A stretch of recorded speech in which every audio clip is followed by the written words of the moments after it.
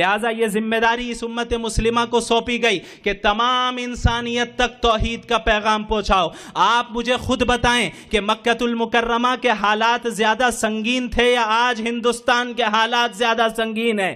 مکہ المکرمہ کے وہ حالات جہاں چھپ چھپ کر دار ارقم میں جانا پڑتا، وہاں جا کر چھپ کر نمازیں پڑھنی پڑتی، وہاں جا کر چھپ کر قرآنی آیتوں کا مذاکرہ کرنا پڑتا، وہ حالات زیادہ سنگین تھے یا یہ حالات زیادہ سنگین ہے؟ ظاہر سی بات ہے کہ اگر آپ نے سیرت کا بغور مطالعہ کیا ہے تو آپ اس بات کو جانیں گے اور تسلیم کریں گے کہ مکی دور کے حالات موجودہ ہندوستان کے موجودہ حالات سے زیادہ سنگین تھے، شاید اس کا کوئی تقابل ہی نہیں ہے۔ لیکن اس کے باوجود محمد الرسول اللہ صلی اللہ علیہ وسلم اور صحابہ کرام نے عقیدہ توحید کی اشاعت اور دین کی دعوت و تبلیغ کا کام کبھی نہیں چھوڑا، اصول دین میں کبھی کوئی کمپرومائز نہیں کیا۔ کیا بات ہے کہ آج ہمارے درمیان ایسے لوگ اٹھتے ہیں جو ایسی باتیں کرتے ہیں کہ ابھی عقیدہ توحید کی دعوت نہ دیں، حالات اچھے نہیں ہیں۔ کیا بات ہے کہ ایسے لوگ اٹھتے ہیں جو کہتے ہیں کہ بھئی اس ملک میں سیکولر لبرل بن کر رہنا پڑے گا۔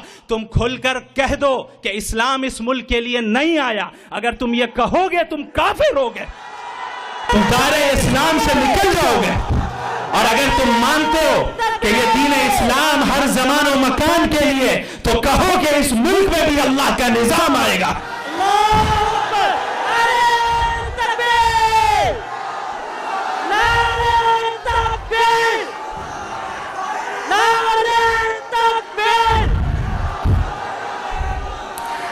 یہ ظاہر سی بات ہے کہ جب ہم حق کی دعوت دیں گے تو آزمائشیں آئیں گی۔